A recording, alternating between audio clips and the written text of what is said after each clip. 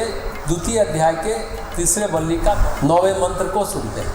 न सन्दृशे तिष्ठति रूपमस्य न चक्षुषा पश्यति कश्चनैनं हृदा मनीषा मनसा विक्लृप्तो य एतद्विदुर्मृतास्ते भवन्ति।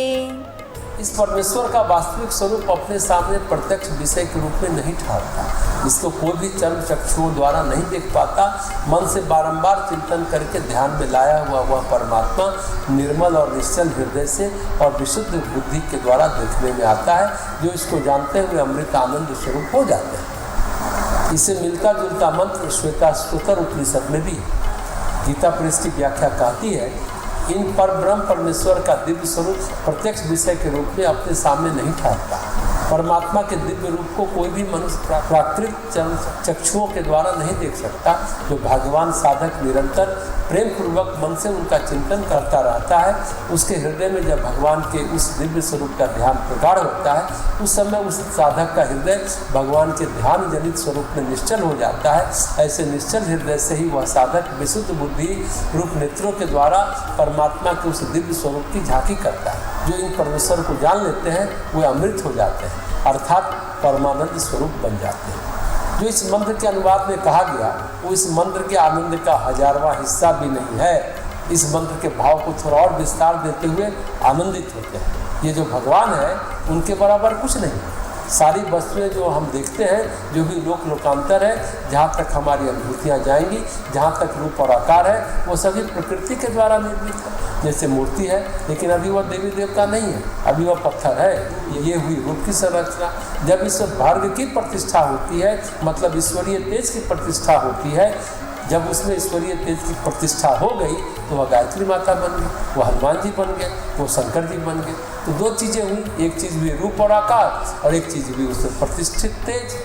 तो रूप और आकार प्रकृति के जो संसाधन है, प्रकृति के जो उपादान है, पंचभूत हैं और उनका अनुपात है, उनके द्वारा उनके रूप और आकार छोटा या बड़ा बनते हैं, जिसे हम 84 लाख योनियाँ कहते हैं। ये जो शरीर का निर्माण हुआ, चाहे मनुष्य का निर्माण हुआ हो, चाहे पशु का निर्माण हुआ, चाहे इंद्र का निर्माण हुआ, यह रचनाकार प्रकृति है। उससे सब बनाई और कर्मानुसार बना।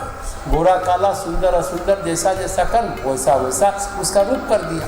लेकिन उसमें जो तेज की प्रतिष्ठा है, जो भर की प्रतिष्ठा है, वो प्रकृति नहीं करती। जैसे कारीगर मूर्ति बनाता है, लेकिन उसमें वह तेज प्रतिष्ठित नहीं कर पाता है।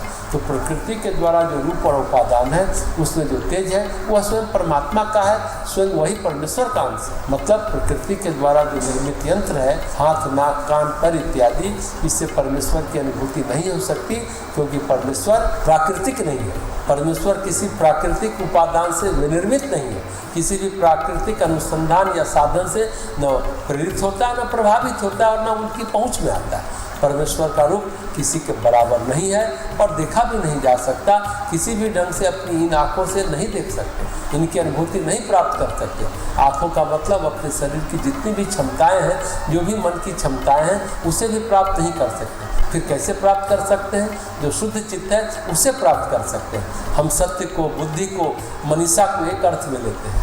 चित्त में अभी बहुत गाढ़ा कर्म और संस्कार है, यह गाढ़ापन चित्त से हट जाएगा, तब बात बनेगी। सच ये है, यह देखने सुनने की बात नहीं है, इंद्रियों की बात नहीं है। शुद्ध चित्त से, जिसमें न कोई कर्म है, जिसमें न कोई संस्कार है, जिसमें न कोई संबंध है, उस हृदय से उसे महसूस किया जा सकता है। हृदय का मतलब केंद्र। पतंजलि कहते हैं छाती के बीच जो स्थान है वह खून को साफ करने वाला बाईं ओर स्थित उपकरण नहीं, छाती के बीचों बीच जो रिक्त स्थान है वह चित्त है और वह मनीषा होना चाहिए। चित्त यानी शुद्ध बुद्धि होनी चाहिए, उसमें कुछ और नहीं होना चाहिए। हृदय मनीषा मनसा भी क्लिप्तो मतलब चारों ओर से, यानी हर तरह से शुद्ध चित्त में भगवान के स्मरण से चिपट जाएंगे, चारों तरफ से लिपट जाएंगे। तो क्या होगा? मतलब चारों तरफ भगवान ही भगवान होगा, उसकी चेतना होगी, कुछ और नहीं होगा। ऐसा जो कर सके हृदय मनीषा, तब बात बनती है। पूरी जो साधना है, जितने भी अंग प्रत्यंग है भक्ति के, साधना के, योग के, ज्ञान वैराग के, जितने भी साधन है, इस एक वाक्य में आ गया। हृदय मनीषा मनसा भी प्रलिप्तो। इसको अगर गहराई से सोचे, हृदय शब्द ही कितने अर्थों में आएगा। गीता में भी भगवान कहते हैं यह जो हृदय प्रदेश है, इसी में भगवान रहते हैं, इसी में भगवान का वास है। ये शब्द हमारे अस्तित्व का केंद्र है। हृदय का एक और अर्थ होता है गड्ढा, कुंड। उसको भी हृदय कहते हैं। कुंड मतलब गहराई, मतलब इस गहराई में स्वयं परमात्मा रहा। इसी हृदय के ऊपर कूड़ा कचरा, ये कूड़ा कचरा प्रकृति के गुणों के कारण आच्छादित है, उससे उनकी अनुभूति ही नहीं होती है, एहसास ही नहीं होता है। हृदय मनीषा, फिर कहा गया सत्य। हम लोग कहते हैं ना, आहारो शुद्धि सत्तो शुद्धि। अगर हमारा खान पान अच्छा है तो सत्व भी शुद्ध हो जाएगा। मतलब पहले आचरण और व्यवहार से, चिंतन से शुरुआत करें और अंत में सत्व को मनीषा बना ले। मनीषा मतलब शुद्ध सत्व। जब शुद्ध सत्व हो गया फिर ये शुद्ध सत्व बन गया। शुद्ध सत्व मन अनुभव देगा। जैसे कचरा में हीरा गिर जाए, कचरा साफ कर दे तो हीरा चमकने लगता है, वैसे ही मनीषा से हृदय में बैठा भगवान चमकने लगता है। मन तो कल्पनाओं में, विचारों में, भावनाओं में, सांसारिक वृत्तियों में, आसक्तियों में खोया हुआ है। ये सब नहीं रहना चाहिए, तब बात बनेगी। बस चारों तरफ से भगवान से लिपट जाए। पहली बार जब समाधि लगती है, गुरु शिष्य से कहता है जड़ीभूत करो, यानी इसको दृढ़ भाव करो, दृढ़ भूमि करो। पतंजलि भी दृढ़ भूमि शब्द का प्रयोग करते हैं, मतलब उस एहसास को आप स्थिर कर लो। मनसा भी क्लिप्त हो, क्लिप्त की तरह चिपक जाओ, क्लिप्त की तरह चिपक जाओ, चिपट जाओ। बार बार ऐसा कर सकेंगे तो फिर चित्त का जो व्यवधान है वह दूर हो जाएगा। जब तक चित्त में रजस और तमस है तब तक कर्मों और संस्कारों से मुक्ति नहीं है। जब परमेश्वर का स्मरण करते करते शुद्ध हो जाएंगे, हर तरह से खान पान, रहन सहन, जीवन शैली, सारे प्रयास शुद्धि के होंगे, सब तरह से चित्त शुद्ध हो जाएगा, तब हृदय मनीषा। तब एतद विदुर मृतास्ते भवंती विदुर। ये जो विदुर लोग हैं, ज्ञानी जन हैं, विदुर मतलब समझदार, ज्ञानवान। विद धातु से वेद शब्द बना, वेद से विदुर बना। विद मतलब जानना, वेद मतलब ज्ञान, विदुर मतलब जिसने जान लिया। तो जानने वाले लोग कहते हैं जो हृदय है, जो कुंड है, वो अमृत कुंड। कहते हैं ना, रावण के नाभि में अमृत था, मर ही नहीं रहा था। लेकिन हम लोग के हृदय में अमृत है, लेकिन हम पहचान नहीं पा रहे हैं और बार बार मरते रहते हैं, यानी शरीर छूटता रहता है। हम लोग ने तो हृदय में इतना जहर बसा रखा है, उसे उगलते रहते हैं और मरते रहते हैं। जैसे विदुर ने अमृत को समझ लिया, उसी तरह हम लोग भी समझ लेंगे, विदुर अमृता भवंती हो जाए। ये मंत्र संपूर्ण साधना का मंत्र है। हृदय में ही भक्ति योग है, ध्यान योग है। मनीषा शब्द में संपूर्ण पतंजलि योग है। पतंजलि कहते हैं योगस चित्त वृत्ति निरोधा। चित्त वृत्ति के निरोध के अलावा कोई योग होता है क्या? नहीं होता। सारे साधन किस चीज़ के लिए है? चित्त शुद्धि के लिए। शुद्ध चित्त क्या है? मनीषा। तो संपूर्ण योग विधान इस मनीषा शब्द में आ जाता है।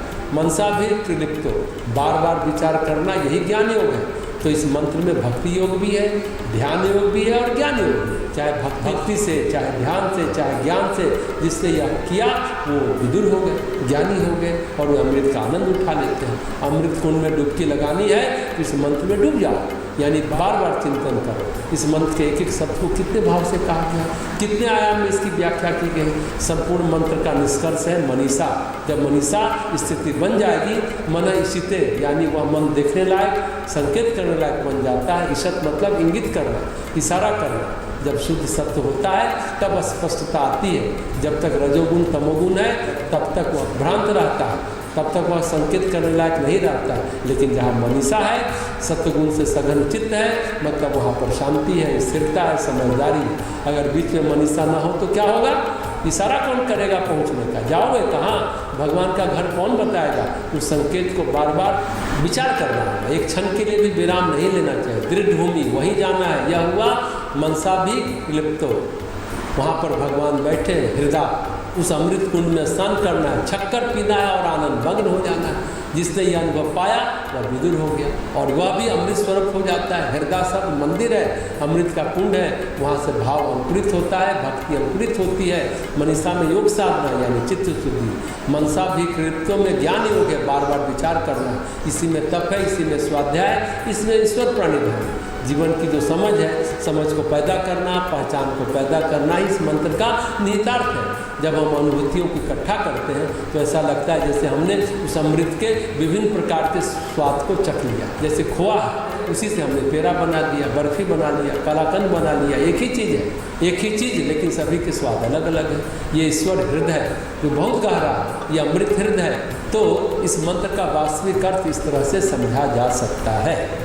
योग धारणा के द्वारा मन और इंद्रियों को रोककर परमात्मा को प्राप्त करने का दूसरा साधन यमदेव अगले मंत्र में बतलाते हैं।